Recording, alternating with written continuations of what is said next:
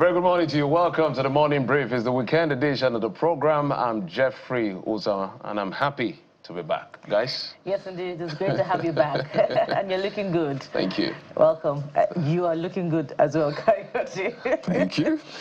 Yes, indeed. It's been a week that has tested the capacity and the resolve of the elected and, of course, the followers.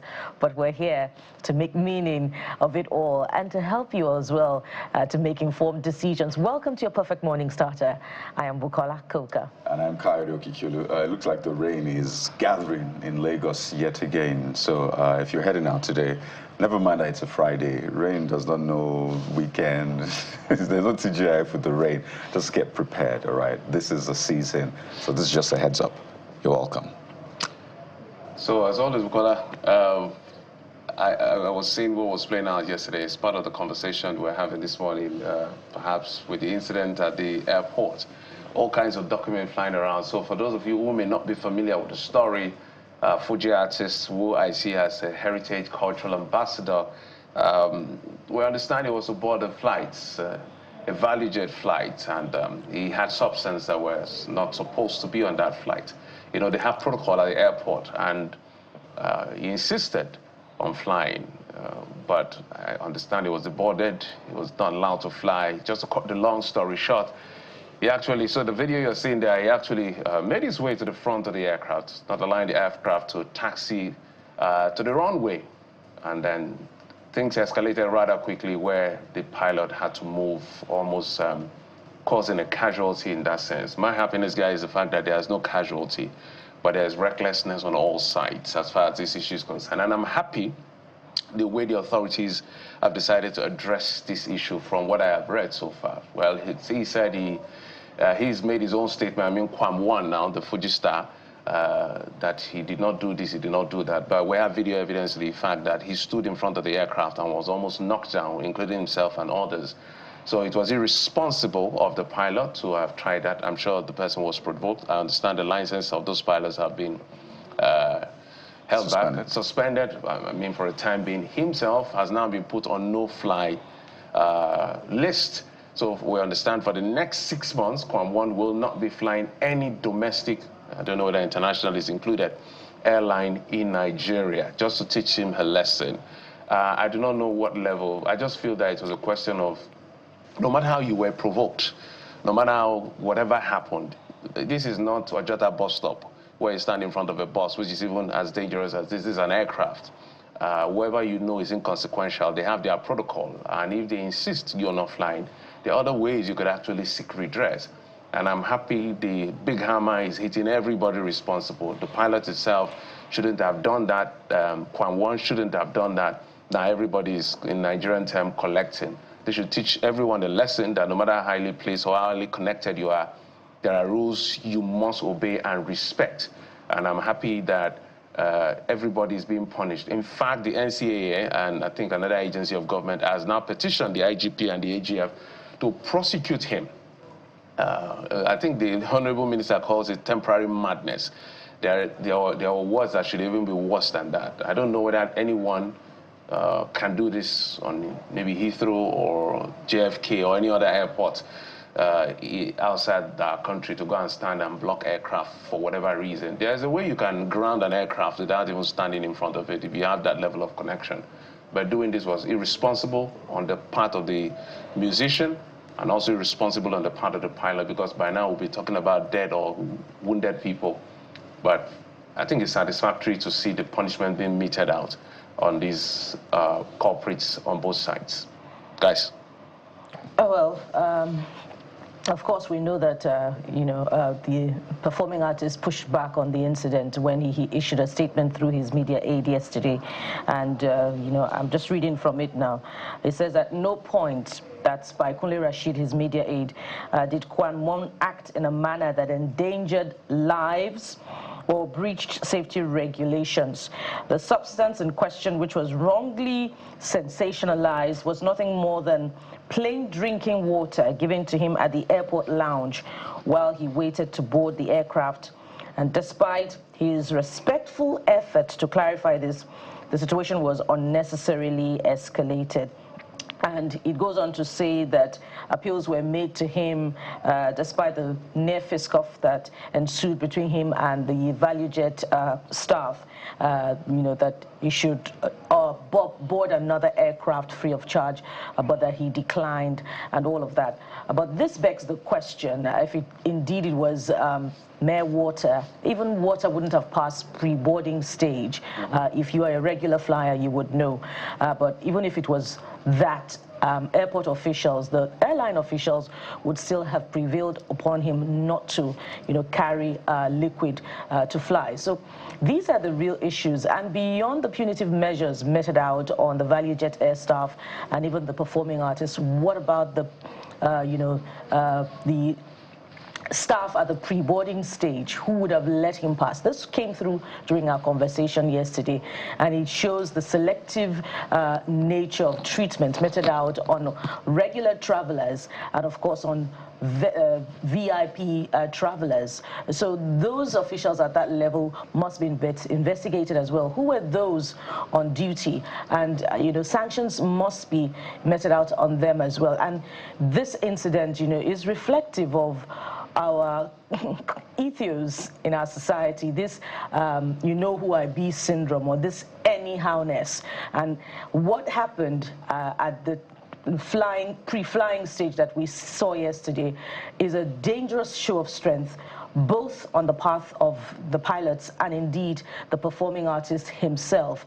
It shouldn't have gotten to that stage as well. We shouldn't, be displaying this on the international community. This shouldn't be what transpires on our fly zone and the aviation sector. And it's good to see how measures are being put in place just to ensure that this doesn't happen again. Kayode. Well, the minister put out a statement yesterday, and I think the minister went back to his human rights defender posture in that sense, because he wears a couple of hats these days. There's the aviation minister, there's a politician ahead of 2027, and then there's what we've known him for. And in that statement which he put out, in fact, he said that the issue of whether he was carrying water or alcohol is not even an issue at this point. It is a physical blockage of the aircraft from taxiing that is a reprehensible conduct here, which akin to a hostage situation.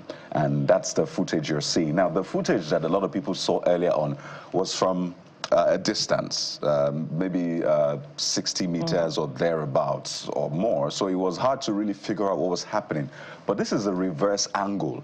In fact, at some point, you see him putting his hand on the aircraft at that point, and that's what the minister was speaking to. He had said that, contrary to what his people had said, that in fact, he was actually blocking the aircraft, which is why he asked the Civil Aviation Authority to commence prosecution on Kwam 1, and that's why we're reporting to you now that the NCA has asked the AGF, the IGP, to prosecute Kwam 1 for unruly behavior. In fact, the minister noted in his statement that he was quite curious that punishment was meted out to the pilots, but nothing was said of the passenger himself. And he said that, well, as the human rights defender that I am, I think that is unfair.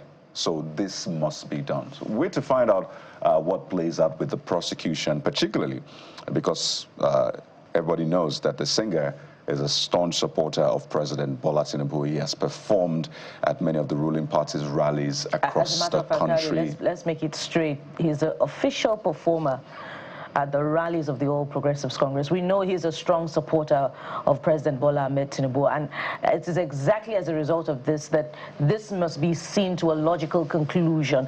It must not be swept under the carpet such that in another month or two from now, we no longer hear that this has seen a definitive end where this kind of behavior should be punished, such that it serves as a deterrent, to other VIPs who may want to exhibit this conduct in the future. You don't stand in front of a massive aircraft trying to prevent it from flying just because you're a VIP.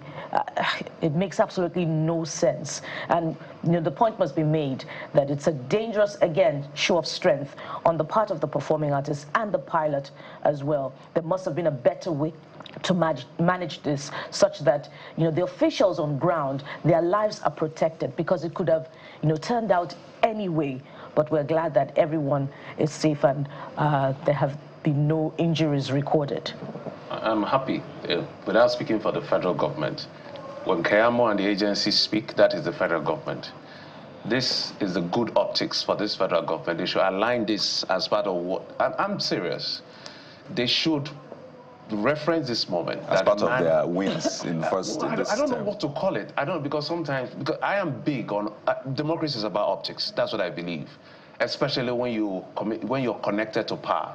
Everybody knows it's connected to power at the state and the federal level right now. So it is important the federal government sends its optics as strong as possible. If I'm flying, I'm going to be looking around. If I see him in any aircraft, I'll raise alarm. I'm that serious. Well, aviation rules are very stringent. Yeah, so it's not even local, it's international. It's important for the image of Nigeria. This is beyond him. This is about the image of Nigeria, because if somebody is connected to the president and he's not punished like this, you're going to send a wrong message. Even if it's for the optics, let them ensure it doesn't fly. For as long as their rules say someone cannot fly for exhibiting this kind of behavior. On this, I support the federal government. The federal government, in case you're looking for President Bola Tinubu to speak, no, the federal government has spoken. Kayamo is federal government. The NCAA, they are all federal government. So they have now taken what they should do. So leave the president out of it. Let the man be punished, just like as the pilots have been punished. Guys. Absolutely. So still a lot to unpack on that one. But let's tell you about two people who are making the nation proud. In fact, a lot of them, I must say, but we must single out two of them. The coach of the Super Falcons and the goalkeeper of the Super Falcons been nominated for Global Award. Goalkeeper nominated for Ballon d'Or, and our coach nominated for Coach of the Year. And that is really beautiful to see, particularly after the Mission X was a success, a big success, the $100,000 and the other things that came with it. So this is like the icing on the cake. So just to highlight a man and a woman making Nigeria proud today. So congratulations ahead. We hope that something big comes out of this for Nadozie. That's a goalkeeper of Super Falcons, who's been nominated for Best Goalkeeper, and Madugu, the coach, who's been nominated for Women's Team Coach Awards. The 69th Ballon d'Or will be held on September the 22nd in Paris. And France. so shall we say go, go, go to Nadozie and Coach Madugu, bring back... Prayers up for them. Yeah. And, Jeffrey and Kylie, just to add that, suddenly success has a lot of relatives at this point. I saw in the news the other day, the Imo State government splashing 30 million naira on members of the Super Falcons who are of Imo extraction. And for Coach Justin Madugu as well, he's from Adamawa State. The Adamawa State government has, generously bestowed upon him a gift of 50 million naira and I believe a property as well. Well, on behalf of them, shall we say we are grateful. Have those monies hit their accounts is the question. Well, the announcement has been made, so let's have faith. No, we need to ensure. We need to follow the story to the end. So please let us know privately, because I know you don't want to make it public. But it's important. The point must be made that we must learn to appreciate ours before the, they're no longer stars. Bring laurels from the international scene. Let's learn to invest in them. There's an abundance of talent at the grassroots that must also be given attention to. So it's not until they become international stars that we want to identify with them. But it's a good thing, and we thank the Adamawa State government and the Imo State government on their behalf. Please give them. If you have 1 billion, give them. It's their time. I'm serious. Give as much as you can. If private individuals should give, you may never know. Some of them may never have this again in their lives. So I'm just advising, like every other financial person I saw was advising them, put this money to good use so that 40 years, 30 years from now, when things happen to you, we're not going to be hearing, oh, the government abandoned you. Now the government is smiling at you. 150 million 30 million, all of these things, please put it to good use. So I am pro, give as much as you can. We can debate about the priority later. Please give them. That's just what it is. It's their moment. Let them savor it. Let them enjoy it. They brought us pride as a nation. We're always divided on different fronts. This is one place where we don't have that division, and I always like to stay in that place. So I know we can argue about priority, but right now is their moment. Let them enjoy it. Guys, what do we have for you? Quite a lot, but let's tell you that the EFCC chairman has been speaking about, properties owned, particularly in the nation's capital, Abuja, big ones, by the way. And what is shocking is that he says it's owned by, or they are owned by a lot of public servants or civil servants who stole money, right? And while that came through as a shocker for a few, it wasn't a shocker for a lot of people. But what a lot of people were waiting to hear then is, where are they? Do they still own it? Have we found a way to prosecute them? What exactly is going on? But he made this statement. Let's take a listen to the chairman of the EFCC. By virtue of the empirical evidence we have gathered and some of the things we have seen, statistics and our reports, we discovered that the issue of money laundering is very rampant among estate developers, extremely rampant, and also the stakeholders in the industry. Don't forget the legal principle of accessory before and after the fact. So if somebody steals money and uses it to buy property from you, and we trace that money to you, we will recover it from you. Yes. The trend I've noticed in Nigeria, the area of real estate development and business, is that a lot of people just go into it who know absolutely close to nothing about it. Everybody goes into real estate. The moment you are able to have access to small money, 100, 200 million, buy land, build house, and sell. Let us always understand that to every business, there is a rule, applicable rules. And it's extremely in the interest of the stakeholders that the rules should be followed. The difference between our country and other developed countries where things work is just of compliance. So a lot of things said. You could see the head of MBA as well, who was at that meeting.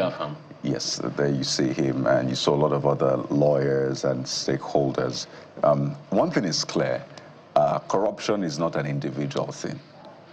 In fact, too many times you find some professionals who are part of it, either willfully or otherwise. But the point is, if we want to fight corruption, we have to fight it together. So I'm glad we have the lawyers also in the building to have that conversation, because once any corruption case starts, what I call it, person being prosecuted, lawyers up, gets the very best legal representation. And that's why we see a lot of times the FCC losing cases. Yes, we can talk about the EFCC also not doing a proper job. A lot of times go to the media and the case is messed up. But it's important to bring people together to resolve all of those corruption cases. It's impressive. I've always said that the EFCC chairman, we're impressed with some of the things he's doing. Me, I just want him to catch politicians. That is my own. He's gone after Yahoo boys, and we understand that some people were into even trading. There are people that are trading legally, and there are people that are using it as conduit for corruption and all of that. He goes after them. The reason why it's easy to catch Yahoo boys and all these guys is because you can track it. This internet leaves trails. You can track it. And now civil servant, I don't, as you said, I totally agree with Coyote. It's only somebody who is not familiar with the territory that doesn't know that civil servants are involved in a lot of corruption. In fact, without civil servants, you can't commit corruption, because they sign off documents. They understand the system better than even the politicians. The politicians, maximum, they have 4 to 8 years, or as long as their office lasts. But these civil servants are career people, 35 years or more. So they understand how the system works. So in cahoot with the politicians, they carry out these things and they know how it works. But another layer, Mr. Olukoyede, with the greatest respect and for all you've done, where are the politicians that are, these civil servants, they are not just stealing the money all by themselves. They are in cahoot with some of the political class. We want to see politicians prosecuted and sent to jail for the ones that are guilty. The ones that are not guilty, free them and let their names be clean. Until that is done, I will keep saying it. No matter what this EFCC chairman does, if he likes, he catches 20,000 Yahoo boys every hour and catch 25,000 civil servants. If we don't see a big politicians, the average Nigerian's mentality is that you're not working, and you won't blame them because they just see people who had no career before, who had nothing, just get into office, and then they are super wealthy. You ask them questions, and now they made their money, they are stuttering, they are giving explanation that is not tenable, wealth without enterprise, and we have them, it's a plethora, they are all over the place. From the national to the state level, people are just stupendously wealthy, and you cannot tell what they did. Some of them cannot tell what they did to make money. Those are the ones who want to be caught by this chairman. Mr. Chairman, thank you for what you're doing, but catch the big thieves. But Jeffrey, before we thank the FCC chairman... No, thank you for what he has done. It's a sandwich approach. Thank you. We must ask questions about outcomes, because it's simplistic, to come out and say that corruption is predominant in the public service. Most houses in Abuja are owned by civil servants. Okay, so what happens after that? And what the FCC chairman has said, by the way, is not new. In January, during a meeting with members of the Bureau for Public Procurement, he also said similar statement about corruption in public service forming 90% of fraud cases. We know that these things happen. If you were to get something done in the civil service, you know that more often than not money changes hands. So everyone is particularly guilty. So civil servants may not even be singled out. But what are deliberate, definitive steps taken to rein in on corruption? To make an example of certain persons, what about the high-profile cases? I might want to remind the EFCC chair at this point in time, what about the case against former Minister of Humanitarian Affairs? Has there been any prosecution? We doubt that. But there must be steps taken to either, declare her innocence or her guilt. What about other high-profile cases of some members, of the ruling and opposition party who are currently in government? So it's simplistic to, identify what seems to be the symptoms without treating the root causes. Don't forget that the EFCC chair also said months back, earlier in the year, that corruption is predominant in the power sector.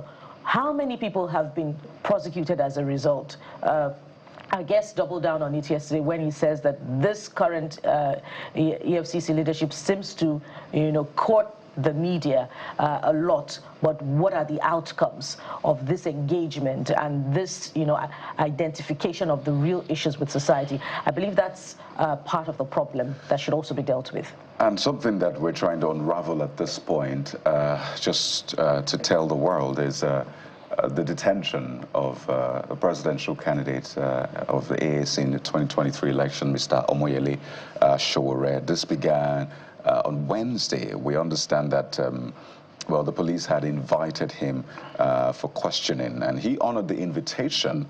There you see Mr. Sowore just weeks ago protesting, ironically, in support of serving and retired police officers. In fact, this was when his Ray-Ban. Yeah, his sunglasses were removed and all. But we understand that he's still in detention ever since he honored that invitation from the IGP monitoring unit at the force headquarters. We understand from what we know so far that the police invitation followed allegations of forgery and criminal defamation. However, the police is yet to disclose the full details of the petitions, despite Mr. Sowore's insistence on transparency before appearing. In fact, Mr. Sowore put up a post on his social media handle about 19 hours ago that showed him with a bandage on his right wrist, I believe, saying that at 6 a.m. on Thursday morning now, the police team led by Chief Superintendent of Police came into his cell and said they were taking him to court. It's a lot really to unravel on this one, and it just leaves a really bad taste in the mouth. So what exactly is going on? How long has this been in detention? Wednesday. Thursday. And today's Friday. If he has committed a crime, let them take him to court. This is a man who protested and we were hailing it. I know that he's been at loggerhead. He calls a IGP, legal IGP, he's very forward. It doesn't matter whose ox he's got, he speaks his mind. But if you're uncomfortable with his posturing and his posture, there's a legal system. Because whatever you do, whether it's true or false, somebody who is as popular as he is, and especially on social media, and he engages all manner of platforms to push his message out, it's important that whatever the police does, they should know it will impact on the image of the Nigerian police and by extension Nigeria. So if he's been detained since Wednesday, we need to be clear on what happened, what's the case, and by now should have been taken to court. Has he been granted administrative bail? Has he met the condition of the administrative bail? What exactly is going on? This is not something you shroud in secrecy or any form of I don't know. It just leaves a bad taste. So the IGP and the Force Authority, I think it's time to sort out this relationship between Omoyele Sowore and yourselves. If you have anything against him, because this may be interpreted as abuse of power if you're not careful. If he's supposed to go to court and you're not taking him to court, he's not sure of the charges brought against him, we don't have clarity from your side, we're not in a banana republic. So I'm not making excuses or defending anyone, just simple transparency so that when we come here, we can speak to say, oh, Sowore committed this offense. This is why he's brought there. He's been granted administrative bail. His fundamental rights has not been breached, but he's not been able to fulfill the bail, blah, blah, blah, blah, blah. Let that clarity come. Else, whatever is said in between that gap will be seen to be true. And that's not good for the police, whom everyone is fighting for. It's bad. Yeah, so it's a good thing that the NLC has joined the fray in this conversation, demanding transparency and accountability in the continued arrest of the AAC presidential candidate. So we're using this opportunity to ask that the Force Bureau speaks on this in a short term rather than the long term, such that we know what exactly is happening. If he's guilty, if he's culpable in any charge whatsoever, let the charge come through and let him be arraigned before a competent court of law. But if not, let him be released as soon as possible. But we have so many other issues to touch on today, the Friday edition of your Perfect Morning Starter. And speaking of which, we'll be exploring matters arising from the recently released 2025 West African Senior Certificate Examination.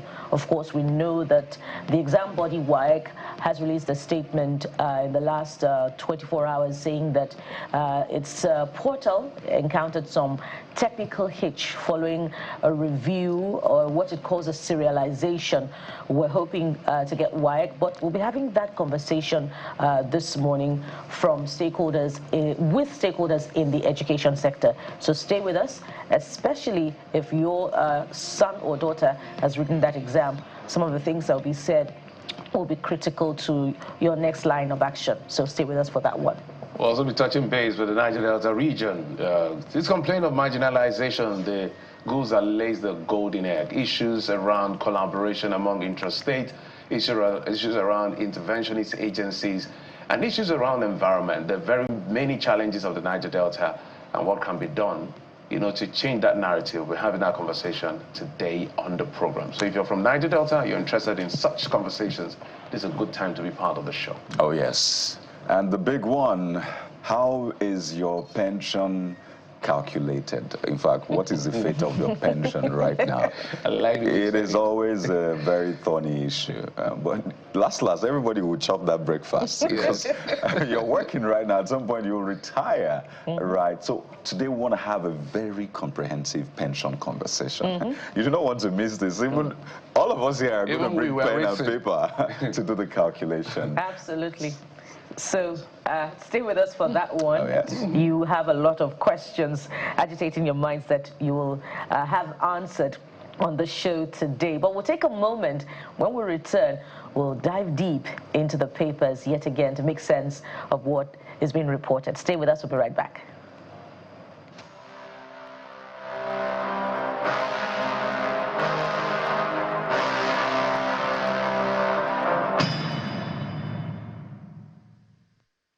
Welcome back. So let's get to the paper, starting with this Nigeria newspaper this morning. Of course, it doubles down on the big story from yesterday. Fuji star Kwam banned from flying for 6 months. NCA asks AGF IGP to prosecute him for blocking ValueJet flight takeoff. Aviation Minister Keyamo, he is liable His action, reprehensible, akin to a hostage situation. Of course, we've spoken to that sufficiently at the beginning of the program. But there are other issues on the front page of this Nigeria that, we should, act on collectively. And let's look at the bottom of this Nigerian newspaper. Hydrological Agency issues flood alert for 32 states, 832 communities. People reluctant to vacate homes. That's according to SEMA and NEMA. So these are the real issues. It's, of course, an emergency. Eventually, it may become an emergency situation, but in the long term, how many people have that alternative, to just pick up, and vacate their homes for the next 1 month or 6 weeks while the floods last? But then again, lives must be preserved, and that's what is most important. So what are we doing as a government and as a people to ensure that we're prepared for what's coming? It's been raining for the past, 3 days here in Lagos, and I believe, according to reports in the federal capital as well, there have been, a lot of downpour witnessed. So it's evidence of climate change, really, but we must also be very prepared for what is to come, particularly with this flood alert coming through yet again. We hope that we're not going to be seeing a deluge as we have seen a lot of in 2025, of course, speaking to other states of the Federation. But that's it for this Nigerian newspaper this morning. All right, let's take a look at Leadership Friday, also speaking to the NCAA moving to prosecute K1 after 6-month flight bans. Page 7 read. A lot of the other explainers, of course, have been touched on already, but perhaps you might want to find out more details right there on the front page. And you see the picture, by the way, of Captain Oluranti Ogoyi, Valuejet pilot, who stopped K1. So it was a woman, actually, the pilot. I think the co-pilot as well. But the story that will also get your attention is this one from the governor of Niger State, saying negotiations with bandits in other states causing problem in Niger. It's on page 37. Well, different ways to look at this, but again, we're back at this point. But that's it for the Leadership Friday. All right, Nigerian News Direct is our next paper, and this is something that should concern all of us because it borders on many things: the economy, productivity, national security. So you see boldly there, over 16,000 telecom sites at risk of outage as petrol workers disrupt diesel supply. So they have their sites where base station, I don't know what the name is called, but you can see where they have all these masks, seeing each other at different lines. The technical term I've forgotten now. So basically they have diesel supply to those places where, so that you and I can make calls and do whatever it is we do across the telecom sector. And save about 16,000, I don't know the exact location. This is not good. I don't know what's going on with the petroleum sector, but you can get a full read of that. But what is important is the fact that everybody has to be concerned, because anything that affects telecom will affect businesses, and that affects productivity, it affects government revenue, it affects our mobility as a people. But more importantly, it affects national security, because the police will need this network, the army will need, all of us will need emergency situation, health, and all of that. So whatever has been the issue, please, should be resolved, because they even pay a lot of money. When they take, I remember when we were speaking to the gentleman who is the head of their sector, he said when they take diesel to their location, the site, they pay. Transportation, you sort police on one hand, or you start this, what we call agberos, forgive me, the area boys. No, agberos is not derogatory, actually. Oh, really? Sorry. It's actually, it means someone who helps to bring in passengers. Okay, for those of us who are not from the West, it sounds, Anyway, area boys. Then they also pay, I think, is it effluent charge? The smoke that comes out of their generator, they pay for that. So there are a lot of things these guys pay for, which is why they were asking for reflective tariff to be able to survive the economy. So let's not add this to their problem. So whatever it is that is being done in terms of the sector supplying them diesel to power their, is it base station or whatever name it is called, the site now, should be done as quickly as possible so we don't have multi-layer issues in the areas that are affected. But you can get the full detail inside the new Nigerian News Direct newspaper. Well, the bigger question is, have services matched the increase in tariff? Well, I'm looking for a problem like this one. All right, let's go to New Telegraph newspaper this morning. So from what we're seeing, there are bigger issues in the aviation sector beyond the drama that played out the last 48 hours. We'll take a look at this. Aviation unions begin total shutdown of sector on Monday. Issue notice to airlines. And there are a few insights there. Ask NAMA, I believe that's the Nigeria Airspace Management Agency, NAMA workers to stop services to carriers. Poor infrastructure costs Nigeria $3.5 billion. Domestic passenger fell in 2024. That's ascribed to Mr. Rewani of financial derivatives. And there's more. Says states obsessed with airlines, airports, only 4 aerodromes viable. Of course, these are the real issues in the aviation sector. But let's leave it there for New Telegraph. And finally, show you how the Vanguard is reporting the big stories. You see heavy floods to hit 198 local governments in 31 states, FG warns. More than 832 communities at risk. You may be in one of those communities, by the way, but you'll never know if you don't find out. Over 100 major transportation routes face possible disruptions. Lagos government mulls humanitarian intervention in affected communities. And see Road Survivor slams government over victims' eviction order. A lot in the mix. It's on page 5 of the Vanguard newspaper. And just to give you an insight into the next conversation we'll be having, you see, WASSCE apologizes over technical glitches in WASSCE 2025 results. So that result bit is the big conversation that we have for you next on the show. That's it. Well, the front pages this morning. That's how they report the big stories. And we're starting off with the all-important aspect of our lives, which is education. We have the NUT chairman of Lagos State joining us very soon. Stay with us. Welcome back. So there's no measure, no telling how important education is.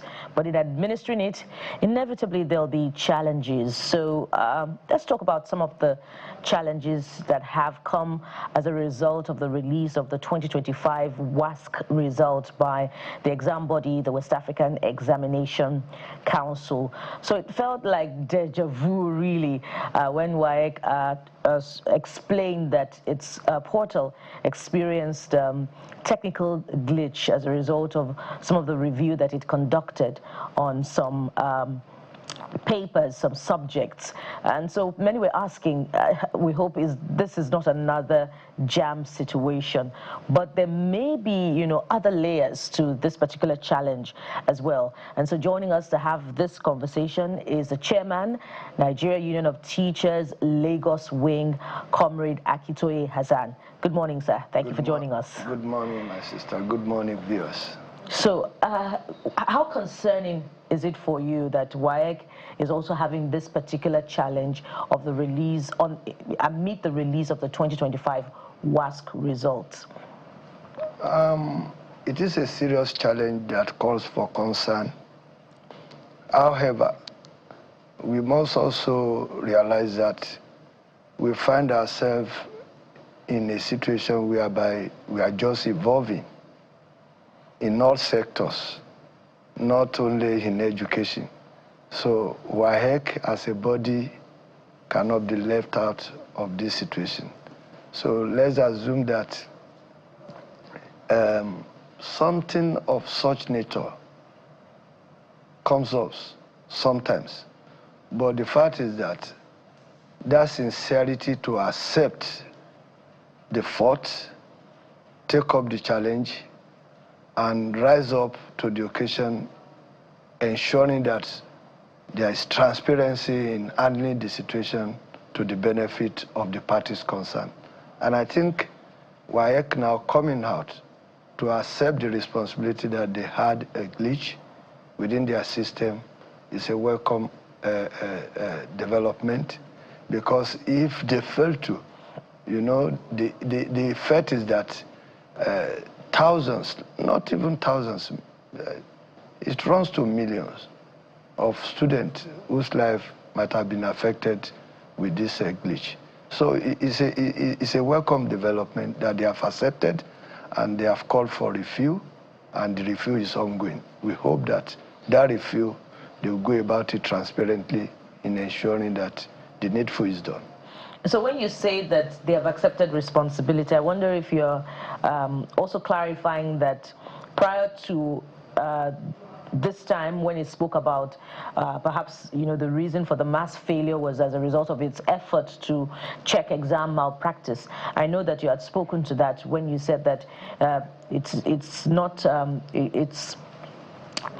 okay for the exam body to be placing the responsibility of exam malpractice at the doorstep of principals and the schools. Is that what you're saying, that WAEC is now accepting responsibility? Partially. When they put forward that excuse of attempt to curb examination malpractices, I don't see WAEC being sincere absolutely in that respect. Because if they are sincere, it is a common knowledge that out there are sites that some of these younger students access questions, even solutions attached.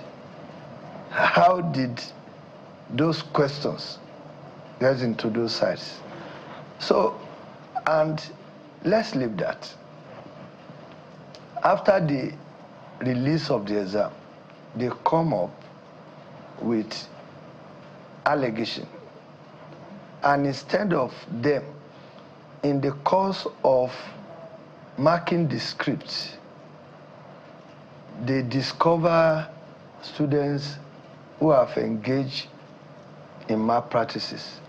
I don't know how sincere they can go about that. That it is in the course of marking the script that you will now determine, or rather discover malpractices. You rather discover malpractice on the site, either by the invigilator or the WAEC supervisor moving around. As long as you pass that process, you pass that stage, it is very hard for you. So sometimes they come around. Sorry, maybe sir. I should. So you can repeat yourself so that we don't miss. Are you saying that there's a possibility that part of how they check malpractice is after the exams have been written? That is according to WAEC. Oh, how did they do? Because some of our principals in the recent time, in the last, say, 4 or 5 years, after the release of the exam, WAEC will come up with indictment list that they find out in the course of marking the script that students copied one another in your school. And that principal will now be made to pay certain amount of money as fines for offense committed by students, which they discovered in the course of marking. I think that sounds unreasonable. Whereas there were invigilators during the course of that examination. WAEC monitors move around. As long as at that particular stage you could not dictate any act of malpractice, that is gone.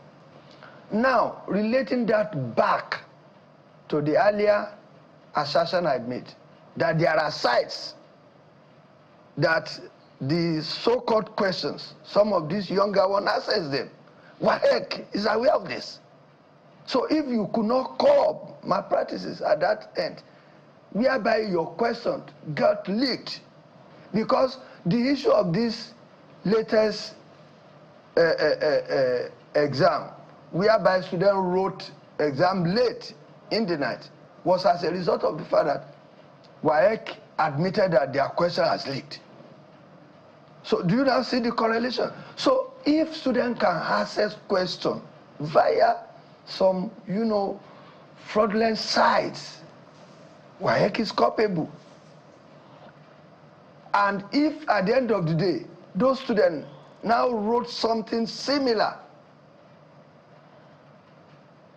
I think it's reasonable, because once you have the question, you research, and probably these students, they were taught by the same teacher, they go into their notebook, those who could cram, before the day, and they had their way. And now for WAEC to come round, instead of now indicting the student, fall back on the principal, and now make the principal to pay fine. And that is where I'm having issues with them. Well, WAEC, I think on Monday, disowned that list that contained, I think, 151 secondary schools that, according to that statement, were blacklisted. WAEC said that did not emanate from them. I don't know if you've also gotten that response from WAEC, saying that they didn't release that particular one. I have not gotten that report, but okay. This I have said is what is happening. Okay, so let's talk about, because there are different angles to this elephant, right? There's a malpractice bit. There is the conduct of the examination, and we're just showing that period where students were writing examinations at night. Yes. I mean, look at them. These people were meant to be writing examination in the afternoon, morning, afternoon, but at night, they were writing examinations. You wonder what kind of results they will get from that examination. So there is the conduct, there is the technical aspect, which is now what we're dealing with now on the website and all of that. But there's also the performance bit. Yes. And I want us to speak to performance, because that is one that concerns you personally. Yes. First off, seeing the results this year, that only 38% scored credit in at least 5 subjects and above, including English and maths, compared to last year, where we had 72%. Does that make you sad as a teacher? Definitely. I will be sad as a teacher that there is decline in the performance, because it is a reflection of our effort. That means we'll say that probably the teacher has not really done their work the way it ought to be. But it goes beyond teachers alone, the performances of students. But you see, this issue we are discussing has to do with data. When you have data, it depends on the inference you want to draw from your data. That will determine the kind of analysis you will subject your data into. I will dwell into it now, this 2025. The overall performance, excluding English and maths, if you say, hey, student who enrolled for WAEC this year, what has been their general performance? Irrespective of whether English or maths, you have 87.24, according to WAEC. Is that a poor performance? So, my members cut across so many subject areas. Do you now want to use 2 subjects to determine the overall performance of my members? This is a very good result. But sometimes the way we analyze data, we draw certain wrong inference. 87.24 is a good performance generally, because students wrote agri-science, they wrote biology, they wrote chemistry, literature in English. Are you saying that the mass failure being reported was predominant in 2 important subjects? That is the interpretation. As a result, cannot be generalized. That is the interpretation. Go to WAEC database, 87.24, irrespective of whether English or mathematics had 5 credits.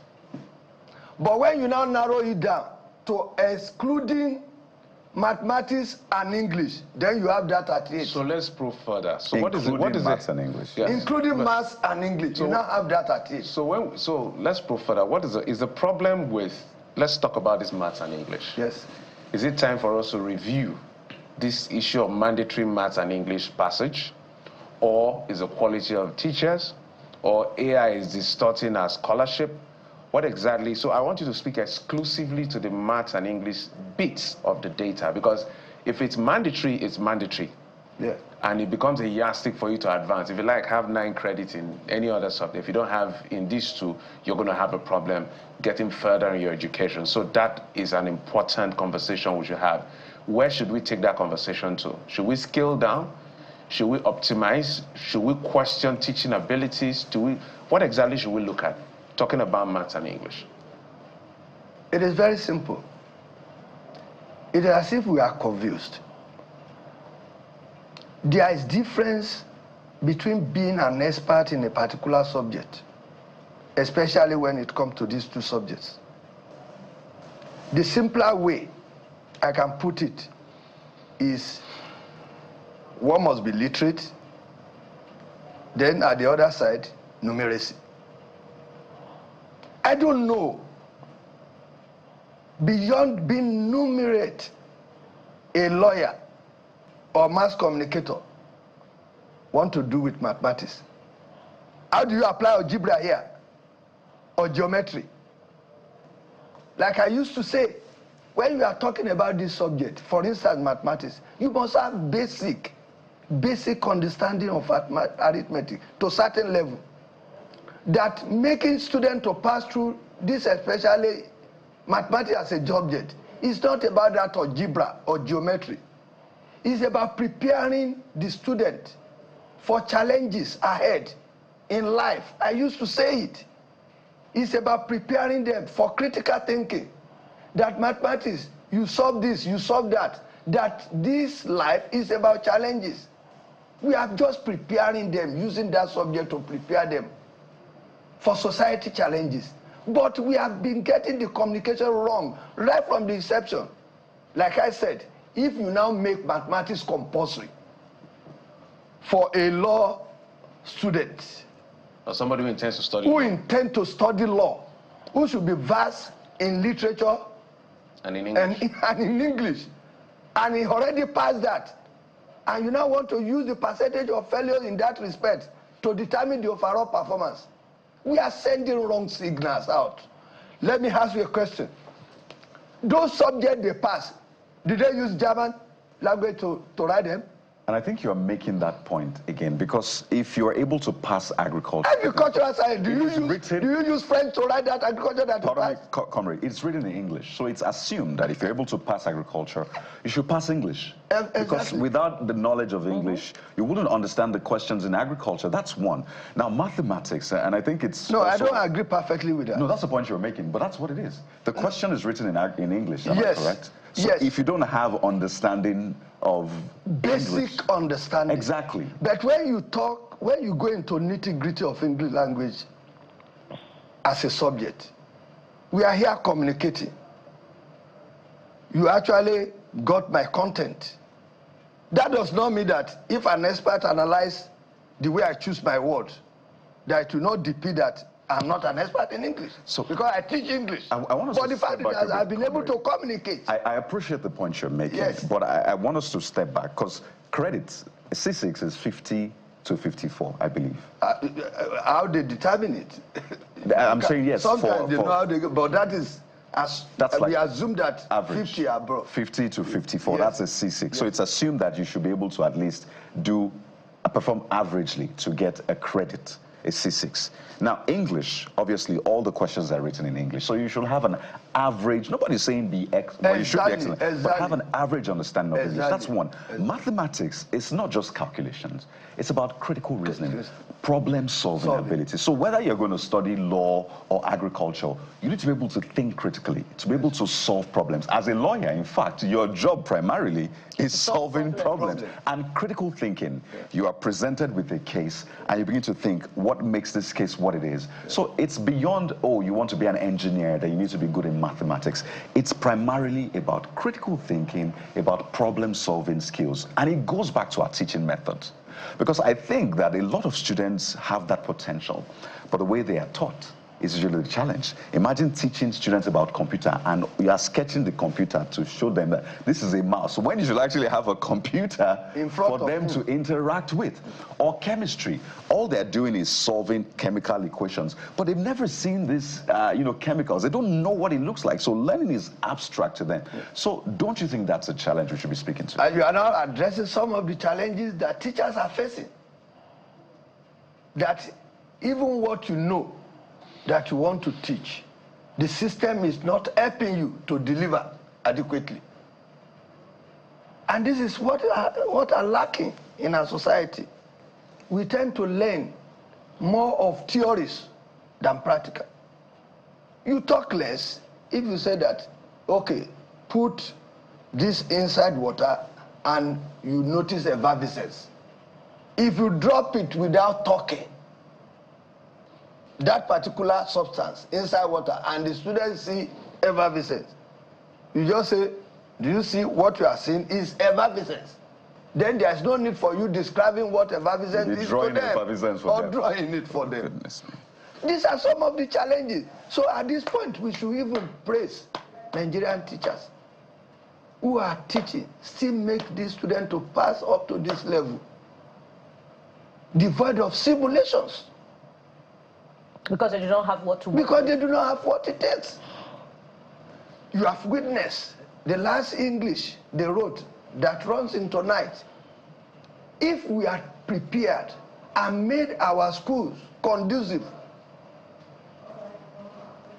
earlier, before we had that program, would that have arisen? So since we're most schools, they don't have light. So we now find ourselves in a situation where light matters, and it became a problem. So since we've talked about method of teaching, let's also talk about means of language deployed to teaching, because it's material to the conversation about the success or lack of success in mathematics and English. Comrade, has the ship sailed on the language deployed to teaching these very critical subjects and other subjects by extension? Because Kade talked about having basic knowledge of English language to be able to pass agriculture. But we have seen time and again that in other climes where the indigenous language, the mother tongue, is deployed to teaching, that there are higher success rates, particularly in the all-important subject of mathematics, which is required for critical thinking. But it's been many years down the line since the adoption of English language as our means of communication. So has the ship sailed on exploring the possibilities of changing the medium of teaching? That is the reason why initially I said I did not agree absolutely with Kade when he said that at least you ought to have this credit as a matter of maybe it is not all that high to score 50. The point I'm trying to drive tend towards the issue she has raised, that this is just a language. Once you could speak it to communicate at the basic level, and that level made it possible for those students to pass other subjects. That's why I said, after all, it was this same English language they used to write other subjects. This borders on our value, that it is high time we pay less premium on this subject as a determinant of success, rather at the level that, hey, you are already literate, you can communicate effectively. Beyond that, if your intending area of specialization now has to do, for instance, as a lawyer, as a communicator, and you don't pass English, I think it doesn't make sense. As an engineer, to be, and you don't pass mathematics, where is the way? So that is where we are driving at. If we cannot migrate to that level, that the Japanese, the Chinese are already find themselves, and they are making progress. that when you teach with indigenous language, it enhances, you know, understanding better.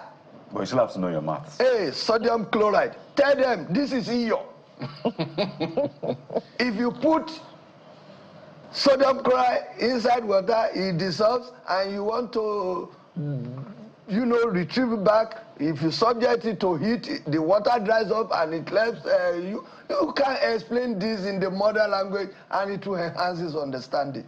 But we can't get there yet. And you know, teachers are not also being challenged. We are not being challenged because of the value we place on them in the society. They overstress them. Look at it. For instance, you said teaching students what ordinarily you need to demonstrate in 5 minutes, and they understand. But is there a platform for the engagement of these issues among stakeholders at the ministry level, state ministry level, perhaps federal ministry level, and with the examination bodies as well, such that these issues can be highlighted? That are going on regular basis. In Lagos, we organized an annual lecture. The one we had about 2 or 3 days ago, where I addressed this issue of refertilizing basic education. We create platform for discussion, but it is one thing to discuss. It is another thing for those who should take up steps to address some of these issues. Is this teacher that are going to provide all these amenities in our schools? Education should be a priority. Okay. After that, health. It is when you are healthy that you can do some other thing. But in this part of the world, ignorance is an instrument for the African leaders to perpetrate themselves in power, because an ignorant mind will not ask questions. So if you were to adopt a language, because we're multilingual, not like the Chinese or the Indians or even the Ghanaians who speak, there's this common language among those people. For Nigeria, that we have how many languages, how many ethnic nationalities, I don't know. You can't adopt Yoruba, you can't adopt Igbo, you can't adopt Hausa. What about the ethnic minorities? Is it Pidgin we should not adopt as a means to communicate so that we can effectively, what exactly would you propose? Because we have to be practical here. That is part of our challenge. It is one thing for you to take decision on your direction first. After that, that will lead you to analysis of impediments. And through that, you navigate to a middle point. For instance, even in the North, that we believe that, oh, probably they are monocultural entity. It is not. But starting from Kogi, Kwara, up north, hardly you could find any person who could not speak Hausa language. And we have Kanuri there. We have Gwari. We have Fulanis. If you come down south, even within Yoruba ethnic group, we have multi-dialects. But we can navigate. That should not be an impediment for us to navigate through. I was waiting for you to come to Niger Delta. So that is the word for this conversation. We must anchor at this point. Thank you so much, sir, for coming through. We've been talking with the NUT chairman, Lagos Wing, Comrade Akitoye Hassan. Thank you, sir, for coming on the show. Thank you very much, ma'am. Welcome back. Let's talk about the Niger Delta. I've been joined in the program by the technical advisor on communication to the Bayelsa State Governor, Mr. Varada Don Abednego, joins us, excuse me, from our Abuja studio. Mr. Abednego, thank you so much for coming on the program. Yeah, good morning. Thanks for having me. You know, when we call the Niger Delta, a lot of things flies through the mind of a lot of people. But of course, most prominent would be the fact that this is the goose that lays the golden egg. But with it comes with its own challenges, environmental challenges, potpourri of other challenges, including political dimensions to all of this. So let's get started with how you feel Nigeria characterizes the Niger Delta region, and whether or not there's fairness in terms of intervention to the development of the region? Because we've seen all kinds of agitation. And when you talk about the issue of restructuring, one of the people that's at the vanguard of it is the Niger Delta region. Yeah, I think we can't have a better person to discuss this subject than someone directly from the Niger Delta. Incidentally, where crude oil was first struck in this country in commercial quantity and from the beginning was Omoyele land. Incidentally, that's where I come from. When you talk about the developmental challenges of the Niger Delta, we'll look at it from the level of poverty, environmental degradation, and of course insecurity. It is also true that over the years we have largely been bedeviled with issues of, youth restiveness, militancy, pipeline vandalization, etc., etc. The question that comes to mind is, what exactly has gone wrong in this country that the hen or the chicken that lays the golden hen is the one that, the golden egg is the one that is forgotten? And I am here in Abuja talking with you, and what I see here in Abuja makes me feel terribly bad as a Nigerian, someone from the Niger Delta, because virtually everything that I'm seeing in Abuja here, perhaps in Lagos, in Kano, and other major cities in the country, and indeed every other state, is a product of what comes from the Niger Delta. The question on ground is, what do we have in the Niger Delta? We see so much poverty in the sense that the crude cost has come to the people of the Niger Delta because they see billions and billions of dollars being scooped away from the land and their soil. And what is coming back to them is, health challenges. It is true, therefore, that our people have lost so much interest in farming and fishing, which used to be the occupation of our people, because we see fantastic things being done with the monies that are coming from us. And our people rose up to say, no, we must ask for the right questions. What are the right questions? For equality or equity, fairness, and justice? Have we been able to get it? No. And that, of course, tells the story of how neglected and marginalized our people have been. However, over the years, some interventionist arrangements may have been done by the federal government. For example, the Niger Delta Basin Development Authority. Recently we also have, like other regions have got, the Southside Development Commission, and of course the Ministry of Niger Delta. These three agencies or institutions, of course, they should work in collaboration with state governments within Niger Delta to see that we profile the developmental challenges of the people and give them a better lease of life. We know, everyone understands in this country, that any time there are agitations in the Niger Delta, then Nigeria, of course, won't sleep, because the economy of virtually every sector, and indeed all states of the Federation, will collapse. But then, are we doing the right thing? And therefore, it calls forward the imperative needs for us to collaborate as government at the federal, the state, and of course, multinational companies who are operating within and alongside interventionist agencies. But the story has been a very gory one, not palatable by any source or any reasonable man. Let's stay with this for a bit and relate it to the president's assent to development commissions under this administration, which many have seen as, at best, a proliferation of agencies and multiplicity of resources that could have been allocated to one particular body, especially now that local government autonomy has been given to the local governments. So has the Niger Delta not shortchanged other parts of the Southwest, given its, on the one hand, checkered trajectory with an addition of the South-South Development Commission? Is that not going to go the same way as the NDDC if the NDDC has in the past not delivered on its mandate? Yeah, I think what heralded the birth of the NDDC was as a result of the long cries of our people that certain injustices needed to be corrected. But we are also surprised that while we had the NDDC, we also had the Ministry of Niger Delta. These unnecessary proliferations of institutions, agencies, of governments does not in any way bring good results for our people. And I think when we hear the story of other development agencies within regions being set up, the question that comes to mind is, where will the federal government get the resources to fund those development commissions along the different regions of the country?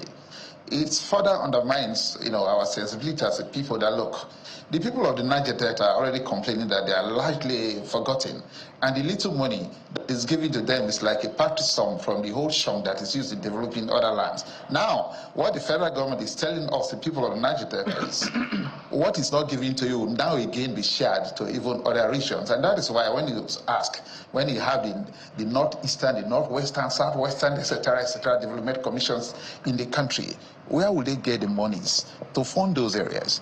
What level of independence are these states and regions having in terms of, working on the basis of true federalism? It's not there at all. And so we're saying that, look, whatever thing is gotten from the Niger Delta will be further divided, to develop other regions. Yes, fine, I want to be the big brothers, but then can't we do the right thing as a country?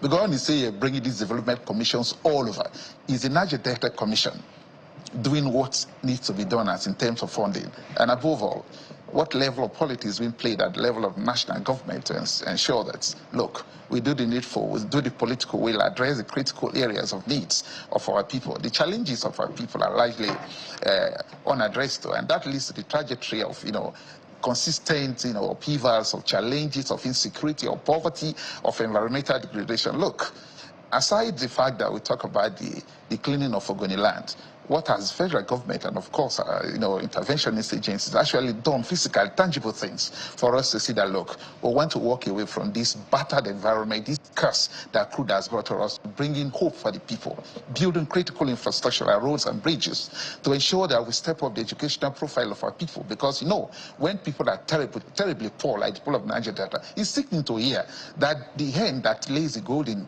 egg is the one that we're talking about being terribly poor, the poorest of the poorest in this country is the Niger Delta. And we're saying, look, we'll continue to build bridges in Abuja, we'll continue to build skyscrapers in Abuja. Look, what exactly is wrong with this country that the right things cannot be done? And so for us, we look at areas of critical interest. Let us have energy sufficiency in the Niger Delta so that our young kids and brothers and friends and wards who have been able to get some level of education and training and skills and vocational studies can, of course, start up little business to become young entrepreneurs. How can we reprofile the health status of our people? Our people are largely sickly. Look, let me tell you for free. If you carry out public health research work within the Niger Delta, you understand that cancer has taken over almost every household. There isn't an individual that resides in the Niger Delta that is not having traces of cancer, either on the skin or, internally. These are problems we'll have. So aside the mainstreaming of wanting to drive development, let us look at the critical areas of health. What are the interventionist agencies doing in terms of advancing the fight against diseases in the Niger Delta? And of course, virtually most parts of this country are having their own challenges, but the one in the Niger Delta is quite unique and quite troublesome. What have we been able to do in terms of security? Because when we do not have a safer Niger Delta, then definitely the projection the federal government has in terms of having increase in crude production so that we'll be able to drive, critical development and challenge areas in the country, it can be achieved. And so we're talking about, look, let us work on the side of having a stable and safer Niger Delta by building critical infrastructure in terms of security. Remember, the Niger Delta is largely riverine. What we have on ground is just the mainstream conventional policing strategies that are largely defective. We want to see that, look, these huge sums of money, these chunks of money in terms of trillions, etc., that have been given to these agencies and departments and ministries, let them go and have marine, security platforms, right, where we understand that when our people ply the roads, remember there are no roads in the Niger Delta. Much of what we have is riverine, creeks and rivulets and seas and streams, and our people are largely exposed and vulnerable to matters of crime and criminality. And that is why we continue to hide. But we as a people, we believe that, look, the time of militancy and, critical terrorist activities should be over. This time should be a moment of critical engagement, diplomatic, compromises here and there. But I think the federal government, whether we pretend or not, is not doing the right thing, but our people have exercised a whole lot of restraint to ensure that we embrace peace at all times. What can the right things be done? And the story is never palatable at all. So we have the North, or some people in the North saying the North has been neglected, marginalized. Sounds like the South. is also saying that, at least from what you are saying, so I can maybe restrict it to what you're saying, that there's a lot of marginalization and neglect in spite of what you bring to the table, as they say. So maybe we should speak about what the Niger Delta, maybe you can speak for Bayelsa State now, what you want really. Because some will say, yes, you're victims in that sense, but we also see culpability, illegal mining sites, some who seem to compromise, and I think you've touched on compromise too on the path of people there. I know the Navy talked about dismantling some of these illegal sites and the rest. So what does the Niger Delta want, particularly Bayelsa State? You talked about farming. I know there was some conversation around farming, support for the people. So speak to us about what Bayelsa State wants now and how you are approaching that future you desire. Yeah, I think the first thing that Bayelsans and indeed all Ijaws wants is to have a stable Niger Delta, and that is why investment in security becomes crucial. As a government in Bayelsa State, we understand the trajectory of events in terms of crime and criminality, and as a result, as a government, that look, we are first going to engage in matters of bringing in all critical stakeholders to ensure that we have a safer and peaceful Bayelsa State. Yes, it's true today, because of our investment in security, crime and criminality has reduced to the barest minimum. It's not zero. We are not going to get zero, but we're going to sustain the level at which we have reached. This is so because we are not saying it. All critical stakeholders in terms of security merchandising the country, from the police, the DSS, the National Security Agencies, and of course the Office of the National Security Advisor, they all allude to the fact that what we have today in Bayelsa State is as a result of the right investment in security matters. Because we understand the Nigeria police, which of course driving the process of securing the state, and other sister security agencies are sometimes in serious lack. What the Bayelsa State government does in terms of provision of logistical support and also pulling away from any form of interference, showing an uncommon political will, that has yielded a fantastic idea, because the people too have been woven into the system where they show ownership and responsibility, that their lives matter, properties belonging to them, and of course critical infrastructures of the federal governments must be protected at all times. That is done. Now, we are saying that it could be made better and much more sustainable if much more investment are made in terms of, bringing in more resources. Look, our people are largely poor. Our people live on top of waters and top streams and rivulets and creeks, and therefore the money is meant to build, critical infrastructure like roads and bridges, hospitals and schools. Shouldn't just be going on the aspect of security, even though we understand that when we get it right in security, the other facets of society can just key it. But it's really biting on the state, and of course it's milking our resources. We are requesting on the federal government through the interventionist agencies to do the needful. As a needful for them to weave into these fantastic ideas we have in terms of collaboration and partnership to ensure that when we talk about security, the funding of security, like we know that the federal government hasn't been able to do it appropriately, maybe because of whatever multiplicity of arrangements they have. Led interventionist agencies like the NDDC come fully to partner with the Bayelsa State government to ensure that we tackle matters of security to a much more better level for the interest of the nation. And then in terms of healthcare, health service delivery remains a very crucial area that the Bayelsa State government is working on. We continue to build, to advance from primary health to secondary and tertiary health institutions, so that we will be able to deal with issues of complex surgical operations and ensuring that our people do not move from Creek A or River D's to the upland, the Negua metropolis, to have access to Medicare and Medicaid. And that is why we're saying, look, we'll continue to build the hospitals, we'll continue to train much more of health service providers, we'll have to employ much more doctors, even though we understand most doctors in the country are leaving. We're trying to make the Bayelsa State environment very attractive in terms of, remunerations to health service delivery personnel. That is yielding result. But like I always say, what we need to do, because it's part of the mandate of the Niger Delta Development Commission and other interventionist agencies, to partner with the Bayelsa State government and indeed all states of the Niger Delta to ensure that matters of health are given primacy. Look, we cannot be talking about health service delivery in the Niger Delta without having, you know, modern, contemporary health institutions and centers, having cancer research centers where we deal with issues of, you know, the polluted environment we have, the effect of that is having on our environment, on our bodies, our health system. Remember, when the people are sick, in spite of all that, we are investing in education. We are not going to yield achieve any result. And that is why. Yeah, my apologies because of time. So let me throw this in because I remember I was part of a panel session sometime late last year, and what is the Niger Delta conversation in Port Harcourt that we had. And one of the questions I raised, and I want you to respond, on the part, there's the part of marginalization, but a lot of the FAC allocation also goes predominantly to the Niger Delta region. I think Delta states, Kwam, a couple of other states collect the highest FAC when you add the 13% derivation because of the oil revenue that comes from that region. So if you do an aggregate, you'll see that by region, though the Niger Delta collects the highest FAC, according to that record, I think to 2022 or 2023, Niger Delta still accounted for highest dependence on FAC, a very high-level dependence. And Bayelsa seem to be highly dependent on FAC. In fact, Bayelsa is one of those states where if you take out FAC, they are going to go belly up if it's an organization. But we know federal allocation is for all of us. So my question is, as we begin to wind down, is the monies that have even come into the Niger Delta and say to Bayelsa, how responsible have the leaders been able to utilize it to, you know, advance the cause of the people? Yeah, I think it's important to say that in Bayelsa State, what we are doing under the prosperity government of Governor Deidere is to show good governance.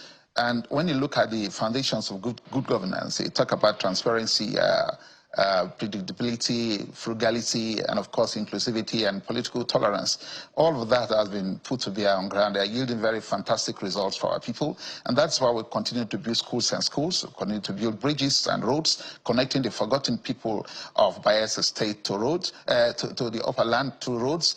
We are also ensuring that in terms of education, we are not just building schools. We're ensuring that we partner with critical stakeholders internationally and of course nationally to ensure that the cost of giving education to our people is taken to the very highest level. Our investments are yielding fantastic results, and that is why day in after day, year after year, you hear the national examinations conducted by Bayelsa State is rated between 1st, 3rd, 4th, and 5th at worst. And that is because it's yielding. Now we have been able to also change the pattern of education from the mainstream patterns of conventional education to vocational skill acquisition and making it compulsory for our children and wards to have, you know, boarding schools where they have free access to food, free Medicare, Medicaid, and of course they also have the best of impartition. It's on the strength of that we have also collaborated with MultiChoice and will continue to sustain it to ensure that we have what we call Bayelsa Prime. It's first of its kind in this part of the world, and I tell you, you can stay anywhere in Bayelsa to monitor what is happening. Of course, service delivery in terms of education is fantastic, but that is in terms of impartition. What about giving back to the teachers who are delivering the service? Look, teachers in Bayelsa State are about the highest paid in the country today, and we don't play with anything in education in the state. We'll continue to do that, and I also want to mention the health service delivery in the state. Look at what is happening. When you get to Bayelsa State, sometimes you start wondering, do we have another Ukraine, or we are in the northeastern part of the country? No, that is Bayelsa. Those drones you see that are inundating this airspace in Bayelsa State are delivering health consumables to different health centers, RAC centers, where you see the health, primary health, secondary, and tertiary receive quick medicines, quick blood banks, and all of that. Look, what we are doing is to ensure that when we have these monies from the Federation accounts, even though it's not enough, we must be very frugal.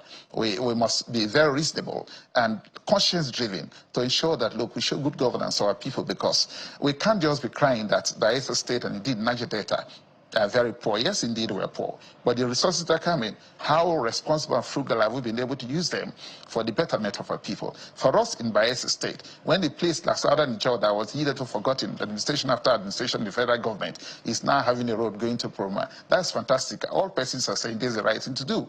The brass people with their rich cultural history and, of course, economic base, that's never seen roads. Now that's the road that the restoration prosperity government of Governor Doedere is taking to Brass, and I can tell you, let the world go there. Let Chinese move down there and see things for themselves. Ours is a transparent system. Whatever thing we're saying about us, it's just that.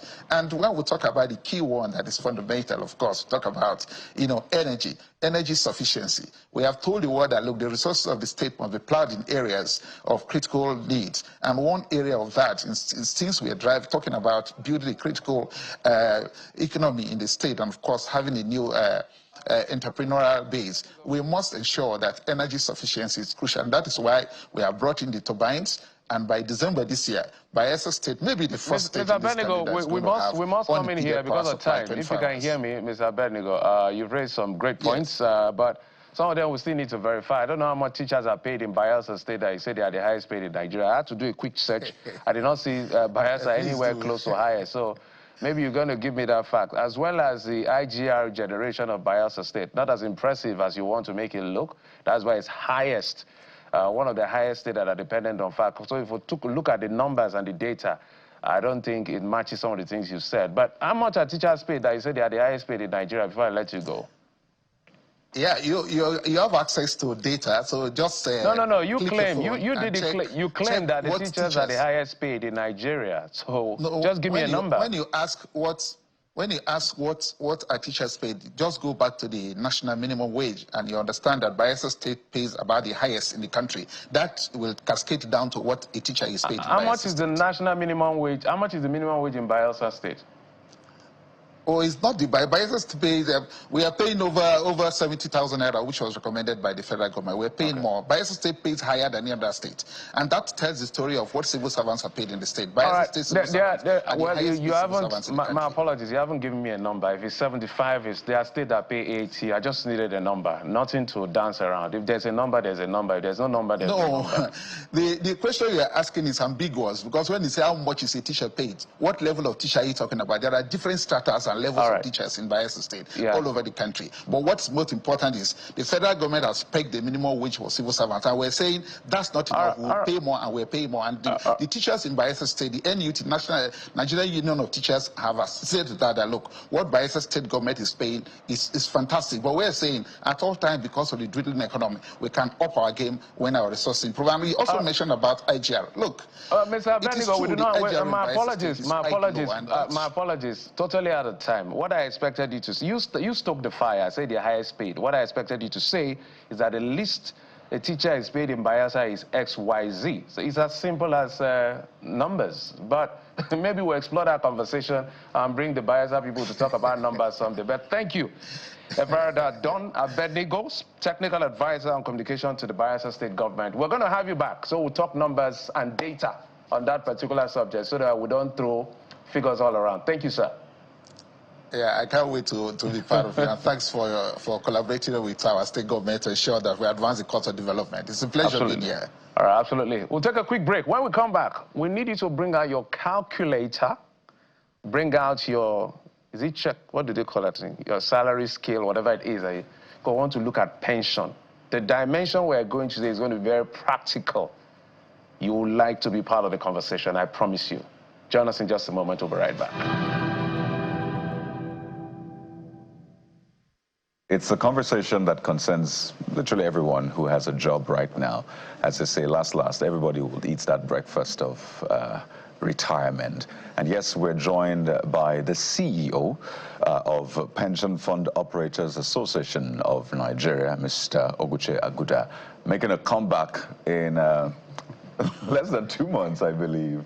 Good morning, Mr. Aguda. Welcome. 6 weeks, I believe. Less than a month. Less than a month. See, they're counting. Because they're also looking at their pensions and they're thinking, this is a conversation we must have. It's good to have you on the program. You know, the protests was like a rude wake-up for a lot of people. Like, wait a minute. The police are protesting, let me go check by it. And they just realized that, okay, I don't really understand this thing. I get alerts, but I don't quite understand it. So we thought, let us break it down for people so they understand how this whole pension administration works, the contributory scheme. What do I get to put in? What does my employer put in? What do I get at the end of the day, which is a major issue. Yes. So you have prepared a very, very comprehensive explainer. So we're going to start from 2003. Yes. Where we transitioned into this new administration in that sense. Yes. What exactly was the problem then with the whole, what's it called now, the DB scheme, the defined benefit the defined benefit scheme. Yeah. And why did we find ourselves in this contributory pension scheme? Yeah, so at that time, the government had pension liabilities of more than 2 trillion naira. So what it meant is that it had staff who were working, and a number of them were retiring and needed to pay them. So under the previous scheme, it was defined benefits, meaning that your benefit was defined. If you work for 35 years, this is how much you're meant to be paid, and then the government is meant to take out of its allocation to pay you. And the government was owing because it didn't have money. At that time, the pension liability was about 2 trillion naira, and the government's budget in the year 2003 was about 2.7 billion for running... 1 trillion? Yeah, 2.7 billion, actually. Oh, just for... Yes, for that year. Okay, not the total budget. For that year. Okay, I get it. So you can see the gap. It didn't have enough money. And I'm just using the police as a proxy. 20 years ago, the police force were about 190,000. Now they're about 380,000, which is double. So what that means is that the government has to look for money to pay all the pensioners. So essentially, it was unsustainable, which is why the government said, how do we move to a sustainable model? And there were various committees set up, which was chaired by Adiola at the time. They went to different countries and they came up with something contributory, which is what led to the Pension Reform Act in 2004, the contributory pension scheme, because it was unsustainable. Again, the government had liabilities, workers to pay, and the government didn't have enough money. So that birthed the contributory pension scheme. Fantastic. So we know how we got here. But the real issue now is how it is calculated in that sense. Because you talked about the challenge then, there wasn't enough money. But now it looks like at least we have some measure of more money. Yes. So let's talk about how CPS works now. How does this contributory pension scheme work? Okay, so what happens is that when you are working, your employer takes 8% of your basic housing and transport and puts it in your pension pot. But your employer also takes 10% of that. It bears the cost. Your employer bears the cost. So 18% of your basic transport and housing is sent to your retirement savings account every month, by law. So 18% of your basic transport and housing. So if you're earning 200,000 naira, 18% of what in 200,000 naira? So not 18% of 200,000. So if you're earning 200,000 naira in a month, that's your full salary. But as salary is computed, there are a number of allowances. Components. So the minimum is basic, housing, and transport. And depending on the organization you work for, some maybe that might be 50% of the 200,000. So depending on how your pay structure works. But 8% of that amount is your pensionable amount. So every month is taken from your salary, and then your employer also, 10%, not from your salary, from their own funds, takes 10% of that basic transport and housing and sends it to your pension fund administrator every month. Can you say that again? Sends it to your pension fund administrator every month. So 8% from me? From you, yes. 8%. Then 10%. 10% from the employer. So that's like 18% in that sense. Yes. So now, does this money grow? One, how secure and transparent is it? Because I've had a lot of people raise eyebrows about, wait a minute, this money that I'm getting is not increasing. It's the same thing. I've not even gotten alert all this while. So speak to us about the growth. Is there potential for growth? And no, it does grow. It does grow. And I try to do a dummy statement. If you see a dummy statement, anybody, if you check your statements, the PFAs are meant to send you your statements every quarter. So they send it to your email address. So if you don't get the statements, engage them. Give them your email address, and they're meant to send it to you. And you see in the statements, it will show you your net contribution. So how much have you been contributing every month?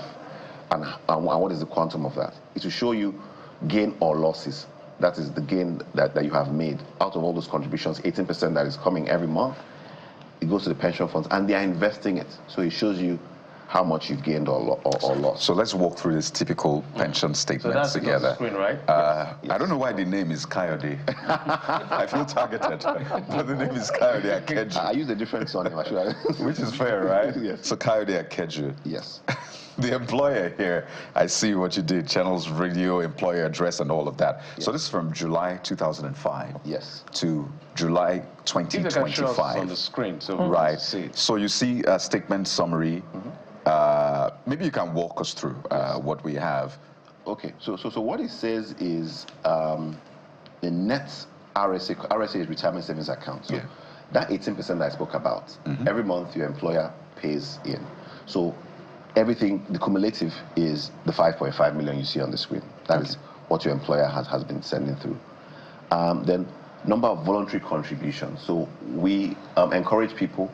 So your employer is paying 10%, you are paying 8%. You can decide as an individual to say, okay, let me increase my contributions from 8% to 20% to 15% to 10%. That's voluntary. It's not mandatory.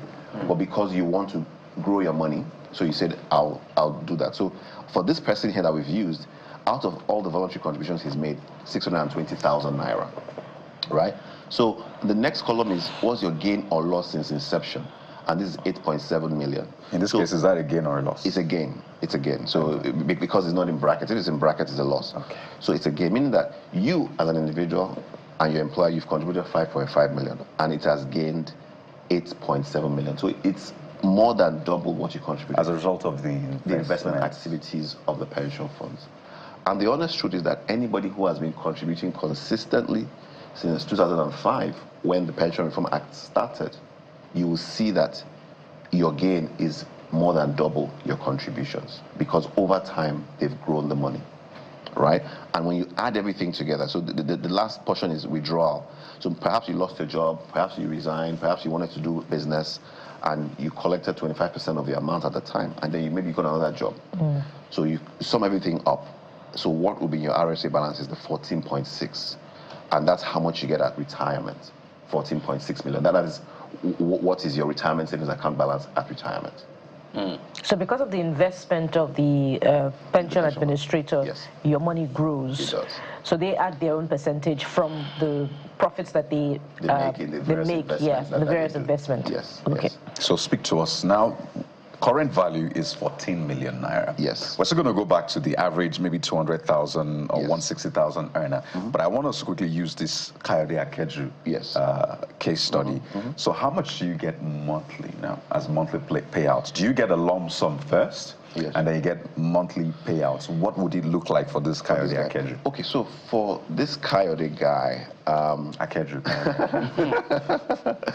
So I think the first thing is, when you retire, especially for public sector workers, a year before you retire, they ask you to verify just to make sure that you are the individual. But what I want people to get is that retirement planning is your responsibility.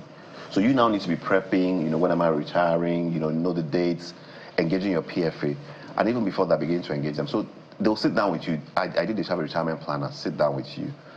What is it that you want to get out of retirement? You can decide to collect a lump sum, right? Of the 14 million? Of the 14 million naira.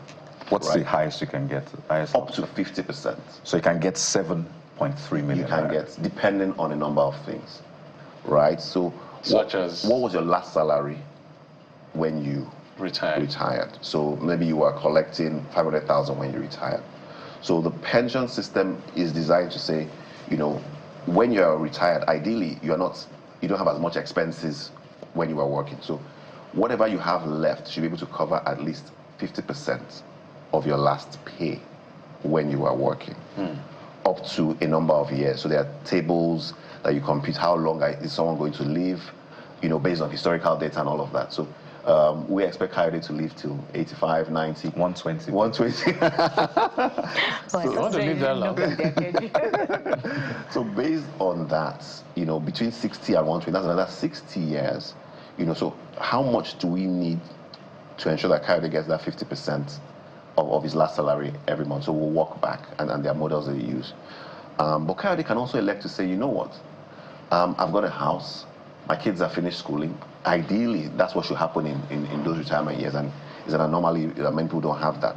And you say, I don't need a lump sum, right? I don't need that lump sum. I don't need 7 million because I don't need that money now. What am I going to use it for? So I tell the PFA, don't give me the lump sum, but I would rather have 80% of what I was earning when I was working. So I can collect even 100% depending on, so it's now dependent on you. So sometimes people say, well, I collected 3 million. You can elect not to collect the lump sum, and you can get higher payouts every month. So it's dependent on that. I think one of the challenges, we've been stuck in between the previous system and the new system. So the previous system, the civil service, which we inherited from the British, they wanted you to stay for long, and they promise you if you work for 35 years, they'll give you a gratuity. So people feel, oh, with this new system, if I work for 35 years, I need to get a gratuity. It doesn't typically work like that, because what is happening is it is what is inside there that you get. Even though there are moves to, let's bring back gratuity, but that's a different conversation. So what you now need to see is, how much do I want to get when I retire? Those voluntary contributions, you can elect to say, okay, they are taking 8% of my salary. I can take it to 10%, 15%, because the more you put inside, the more you get when you retire. So when you say gratuity is another conversation, is it no longer a component of the entirety of the pension, or is no longer separate?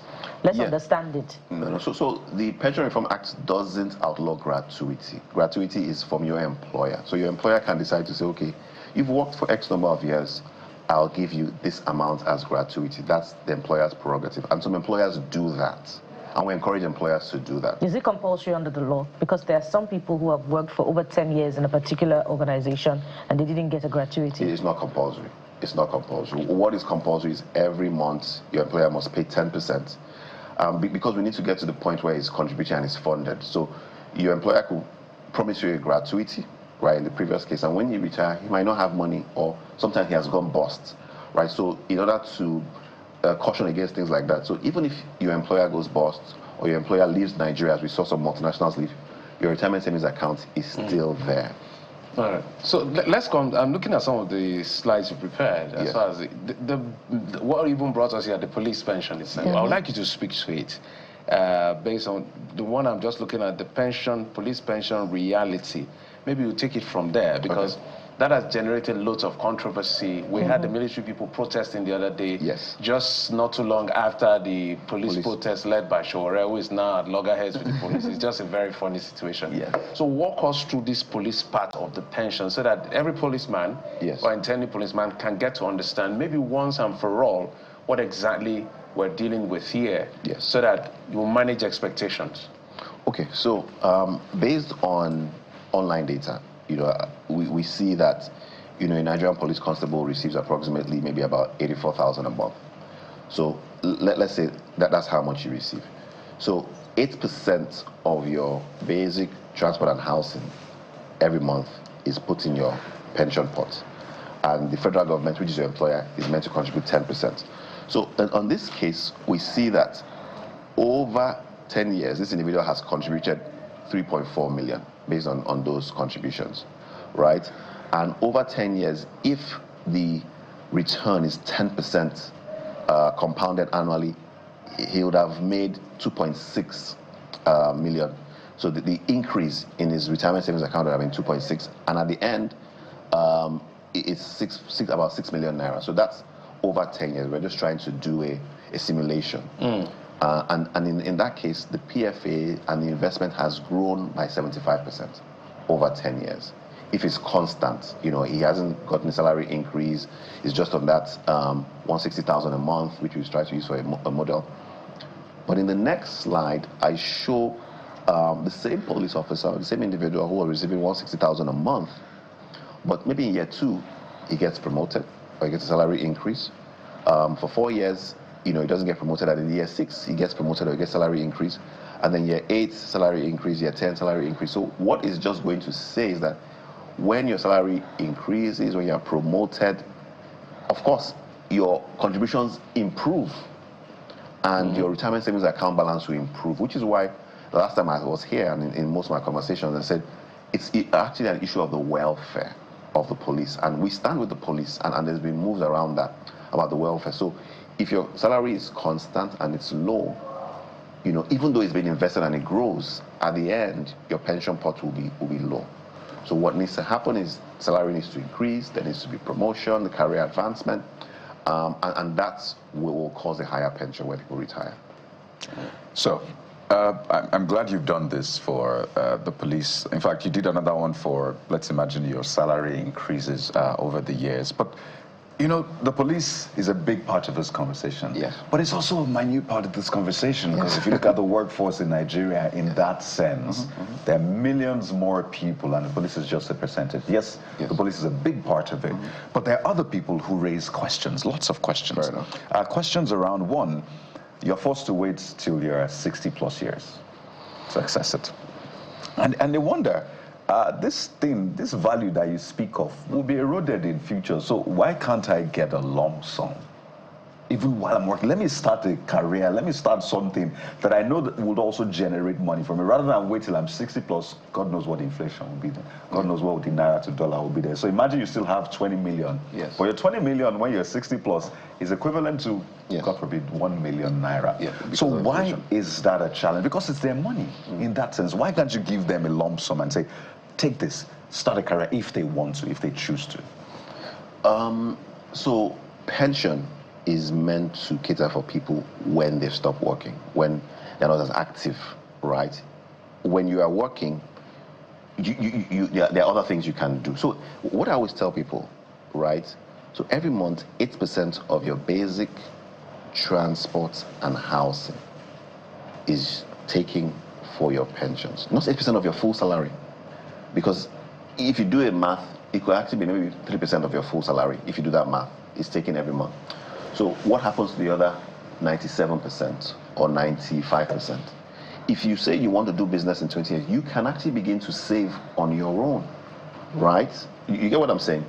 I don't know whether you get what I'm saying. So I'm saving in two places. Yeah, because pension is one aspect. If you want to grow wealth, that's also another conversation, right? And if you want to say, when I'm retired, this is what I want to do. So this is statutory, and this is the minimum. You can also decide to do other things. That's number one. Number two is that when you retire, we've seen people say, okay, give me all the money, it's my money. But in this other slide I showed, you know, the individual, for instance, he contributed 5.5 million, but the PFAs grew it to 8, and they grew it and they added 8-point-something million. So they more than doubled it. But it was his money they used to grow it. Yes. It's his seed. The person provided his seed. In the case of the police, which is a big part of this conversation, we've seen the numbers coming through about the paltry sum they were getting after retirement. Did that growing effect also, was it evidence in what they collected? Yes, it was. So it could have been worse. Yes, it could have been worse. It could have been worse. So because the salaries were low, and because some of them, they had not been on the contributory pension scheme for a while. So there was a cutoff period. So it started in 2005, really, in terms of people who started contributing.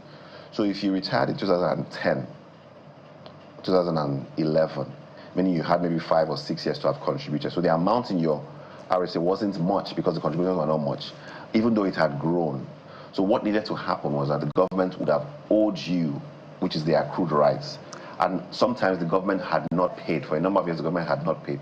But this administration, you know, has approved that. So there's going to be a huge chunk coming into their RSA accounts, and we'll see increases in those payments now. Subsequently? Yes, we'll see increases in those payments now. But let me land on Kade's issue. So, you know, in your 60s and 70s, when you don't have enough money, you are now a drain on society, right? So research has shown people that collect huge amounts of money in their old age, most of that is treated away. So what typically happens is that, you know, you get huge amounts of money, maybe you want to do a business, and the argument is, you know, the businesses you didn't do between 30 and 60, you want to do it now, but if that money is now frittered away or something goes bad, you are 65 and you don't have any money. People will say, okay, it's my choice. But the society is meant to function whereby at least there's a minimum. So don't forget, this pension is a minimum. You can actually decide to say, I have other retirement plans, but this is a minimum of your salary. And if you do the computation, like I said, between 3 and 5% that is taken. So you can decide to do additional voluntary contributions. You can decide to do other retirement plans on your own. I just want everybody to be clear on these issues. But for the police now, Because this thing seems like it's socialist in nature. Because you cannot go, everybody drop the money, let's share it for ourselves. But the police, what are the options available for them? Okay. Because it's something that we must speak to. You would hear police officers tell you point blank that, see, these are the issues that bedevil us. In fact, matter of fact, I just recently had the same conversation. So what are the options available? And I think that's on 16. Right? Yes. No, so maybe we should go to first the difference between the contributory pension scheme and the police pension board. We have just a minute plus. A minute. Right. So under the contributory pension scheme, for instance, if you lose your job or you leave your job, you still get your pensions. But where the police are looking to go to, you must have worked for at least 10 years before you get access to pensions, right?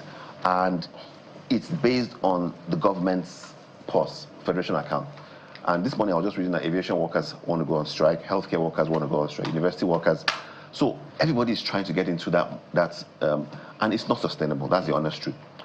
So the options for the police, right? There's been engagements with the police in terms of some of these things, maybe introducing a gratuity, the government increasing its minimum of 10%, because when the government does do that, it now means that the money in their RSA is higher, and when the investment returns, so those are options. And then, of course, the welfare. Once salary increases, their own pensions will increase. So those are the options for them? Yes, those are some of the options. There are still other options, okay, which they've been discussing. Right. Not at liberty to discuss that now, but there's been engagements. Okay, we have to thank you so much, Mr. Ogucha. Good to see you, Penna. Thank you for your time. More questions are coming in, I must tell you, but we have to anchor here. Thank you very much. We need to do part 3 of it. Part 3, thank you for your time and company. Have yourself a beautiful weekend. I'm Jeffrey Uzoma. Yes, indeed. Make the best of it. We'll be back again next week. I am Bukola Koka. And I'm Kayode Okikelu. Yes, keep your eyes on your pension, okay? Very important. Sunrise Daily is next. Have a great weekend. Goodbye.